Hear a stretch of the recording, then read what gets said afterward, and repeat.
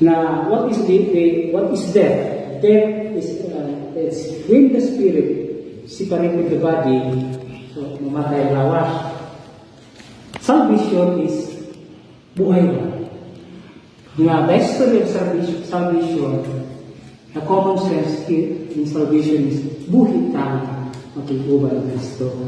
Concept of salvation is not just when you are dead, Yes. but even when you are still alive. Yes. You should be saved first. Isa yung buhay bata dapat. Yes, pangalagaan. Why? The belief also of the kingdom of God that the last enemy to be conquered is death. And that is also the concept of Dr. Rizal. So Dr. Rizal said, the victory of death over life, meaning to say, for how many generations kamatayon, daog siya pirmi ikontra sa kinabuhi. Death is the triumph. The victory of death over life. Pero doon ay sa Mipolon, isumpayan niya the victory of science over death. Meaning to say na, ang pagluwas ko sa atong lawas is more scientific basis. Pasalamat na, Dr. Sergio is a doctor, di ba? Then, abot tayo mga medical scientists. They are now, ang purpose is life longevity. Sa unang kong panahon, ang kinabuhi sa tao, we are designed supposed to be able to live per 1,000 years. That is the original design of the human being.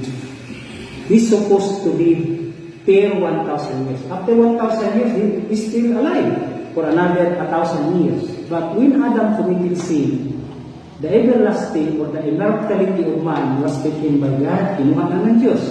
So, hindi na umabot si Adam ng 1,000 years.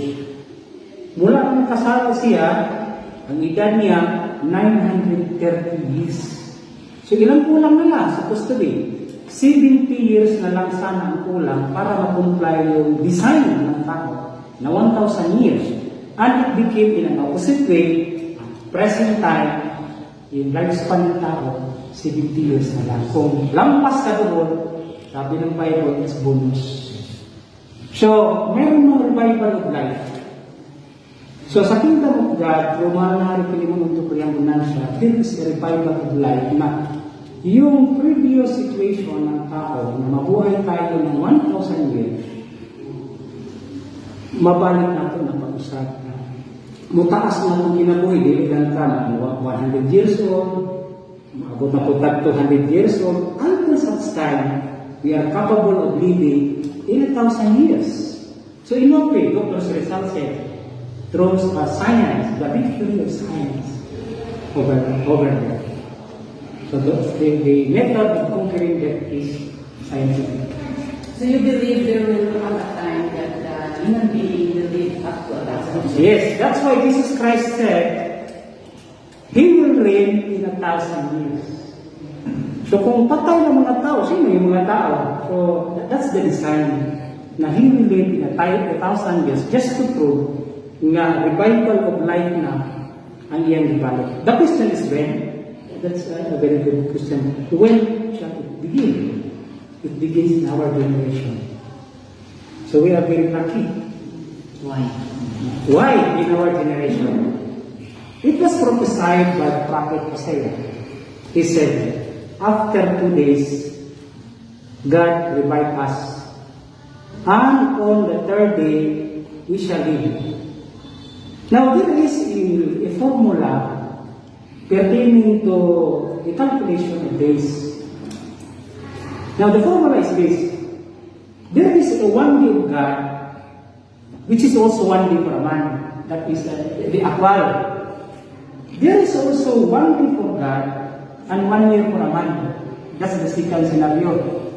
And the third one, there is 1 day of God, which is 1,000 years for a man.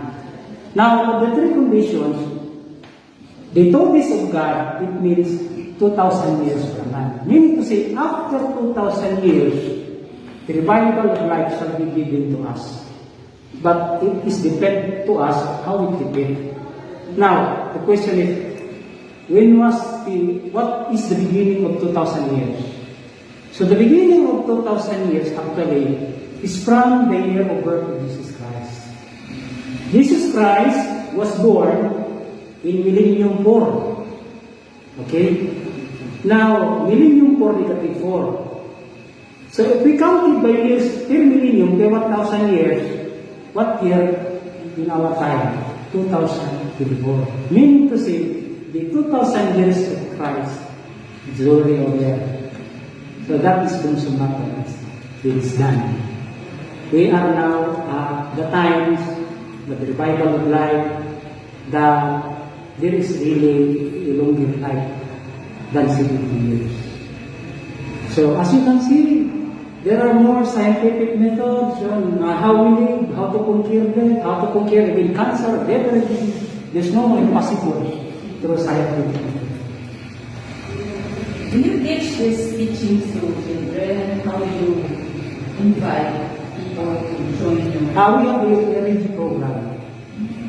All throughout the Philippines, in Cebu, in Soberano Cebu, Tigay Ligoles, in Bohol, not also in through radio program.